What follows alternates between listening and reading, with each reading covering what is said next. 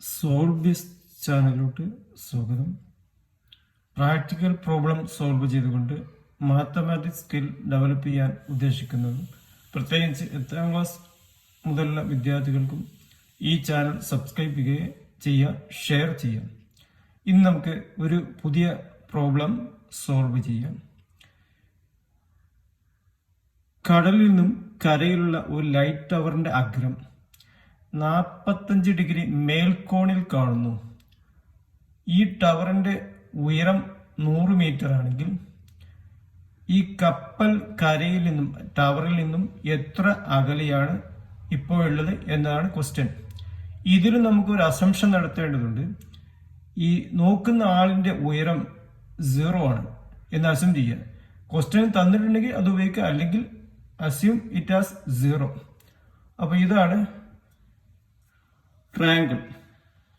ഈ B C എന്നാണ് tower, A B ആണ് ടവറിൽ നിന്ന് കപ്പലിലോട്ടുള്ള അകലം. ഇതാണ് മേൽക്കോൺ. ഇങ്ങനെ ആവുമ്പോൾ കീഴ്ക്കോണായിരിക്കും, ഇത് മേൽക്കോണാണ്. ഇത് മേൽക്കോണാവുമ്പോൾ ഇതിൽ നമുക്ക് ട്രിഗണോമെട്രിക് റേഷ്യോ ആണ് ഉപയോഗിക്കുന്നത്. പ്രത്യേകിച്ച് ടാൻ മാത്രമാണ്. കീഴ്ക്കോണാണെങ്കിലും മേൽക്കോണാണ്, ടാൻ റേഷ്യോ മാത്രം ഉപയോഗിക്കുക. ടാൻ 45, ഈ എ ബി സി എന്ന ട്രയാങ്കിൾ ടാൻ 45 ഈക്വൽ ടു എതിർവശം ബൈ സമീപവശമാണ്. എതിർവശം 100 ബൈ സമീപവശം എക്സ്. ഇനി ക്രോസ് മൾട്ടിപ്ലിക്കേഷൻ ചെയ്താൽ tan 45 into x equal to 100. Therefore x equal to 100 divided by tan 45 equal to 100 by tan 45. Trigonometric പട്ടിക ഉപയോഗിക്കുകയാണെങ്കിൽ 1 എന്ന് ലഭിക്കും. 100 ബൈ 1 ഈക്വൽ ടു 100. ഈ ആംഗിളിനനുസരിച്ച് വെദർ 60-40 ഏത് ആംഗിൾ ആണെങ്കിൽ ഈ ട്രിഗണോമെട്രിക് ടേബിൾ ഉപയോഗിക്കുകയാണെങ്കിൽ നമുക്ക് ഇതിന്റെ വാല്യൂ കറക്റ്റ് ആയിട്ട് കിട്ടും.